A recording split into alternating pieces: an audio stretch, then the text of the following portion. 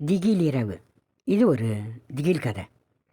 காட்டின் அமானுஷ்ய அமைதியை மெதுமெதுவாய் தன் காலடி ஓசையால் கலைத்து அடியெடுத்து வைத்துக் கொண்டிருந்தான் அமர்.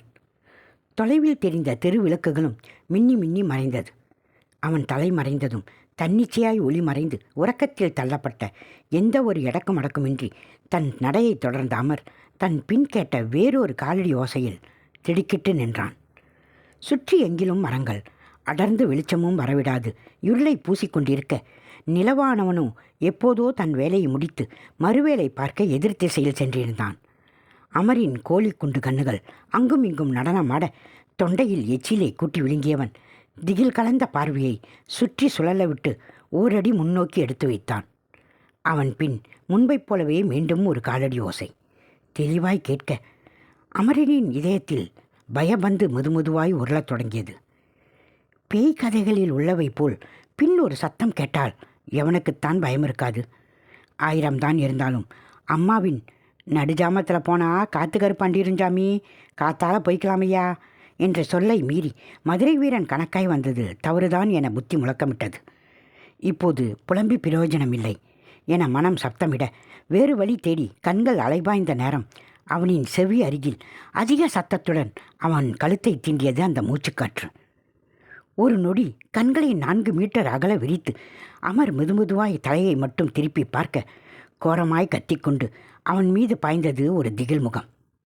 அம்மா என அலறிக்கொண்டே கீழே விழுந்த அமர் பதறிப்போய் கண்களை திறக்கும் அவன் முன் இருந்த அந்த பயமுறுத்தும் முகம் எங்கோ காணாமல் போயிருந்தது. சில நொடிகளில் வெறுத்து விறுவிறுத்து போயிருந்த அமரின் இதயம் 100 மீட்டர் வேகத்திற்கு செல்லும் இன்ஜினைப் போல் வேகமெடுத்து துடித்து கொண்டிருக்க, அதை ஆசுவாசப்படுத்த இயலாத நேரம் சட்டென அவன் முன் ஒரு உருவம் பயங்கரமாய் கத்திக்கொண்டே தலைவிரித்து ஓடி வந்தது. அதை கண்ட அமர் வாயடைத்து உறைந்து நிற்க, அவன் நகரும் முன் அவனை நெருங்கியிருந்த அந்த பயங்கரமான பேய் அவன் கழுத்தை பிடித்து அந்தரத்தில் தூக்க, ஐயோ பேய் பேய் என அலறிய அமர் பலத்த சத்தத்துடன் கீழே விழுந்தான். மூச்சு முட்டி கழுத்திலிருந்து வலியை போக்க கைகளால் தேய்த்தவன் வாயாலும் மூக்காலும் மாற்றி மாற்றி மூச்சு விட்டு எழுந்து நின்றான்.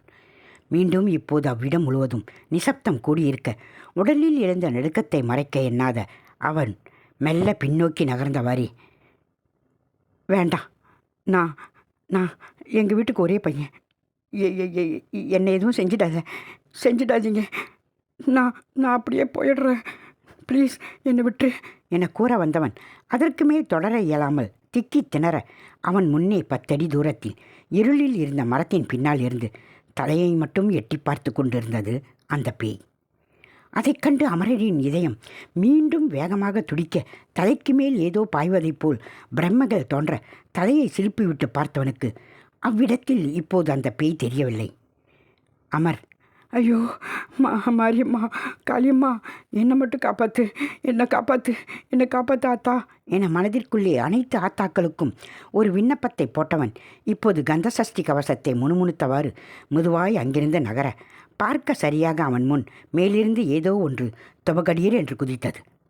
மிரண்டு அடித்து பின் நகர்ந்த அமர் அவன் முன் ஏதும் இல்லாததைக் கண்டு பயபந்தை மேலும் உருளவிட்டு தயங்கி தயங்கி ஒரு கையை மட்டும் நீட்டி நீட்டி ஏதேனும் கண்ணிற்கு தெரிகிறதா, மனிதன் நிற்கிறானா என உணர முயற்சிக்க 2 நிமிடங்களுக்கு ஒன்றுமே அகப்படாத அவனின் கரத்தில் திடீரென்று ஏதோ ஒன்று சிக்கியது. வளவளவெனவும் கொலவென்றும் எதையோ ஊற்றியது போல் இருக்க, என்னடா இது என கண்களை திறந்து பார்த்த அமர் தன் கையில் பாதி வெட்டப்பட்ட ஒரு கையிலும் அது அணிந்திருந்த பழைய மாடல் கைகடிகாரத்தின் மீது இரத்தமும் காயாது இருப்பதைக் கண்டு அந்த காடே அலறிக்கொண்டே அதை அப்படியே போட்டுவிட்டு ஓட திரும்பினான். அவன் ஓட எத்தனைக்கு முன்பே திடீரென ஒரு பயங்கரமான பேய் அவன் முதுகில் ஏறி அமர அதில் கத்திக்கொண்டே கீழே விழுந்தான் அமர். டே அமரு, டேய் எழுந்திரிடா என யாரோ முகத்தில் சட்டென தண்ணீரை தெளிக்கவும் கண்களை பட்டென திறந்த அமர் அவன் முன் அவனின் அம்மா முகத்தில் பாதி கலவரத்துடன் நிற்பதைக் கண்டு, அட, அனைத்தும் நினைவு பெற்று, எம்மோ என்னை காப்பாத்துமா, என்னை ஏதோ ஒரு பேய் காவு வாங்க பார்க்குது, என்னை காப்பாத்துமா, சீக்கிரம் என்னை காப்பாத்துமா, நம்ம வீட்டுக்கு கூட்டியாந்துருமா மா, ப்ளீஸ்மா என அவர் காலை கட்டிக்கொண்டு அழுது கதறினான். அம்மா, அடா டேய் கூறு கட்டவன, கனவு எதுவும் கண்டுட்டு வளர்றியா? இதுக்கு தான் நேத்தியே அந்த பேய்வை மலை வீட்டுக்கு போவாதேன்னு சொன்னேன், கேட்டியா நீ?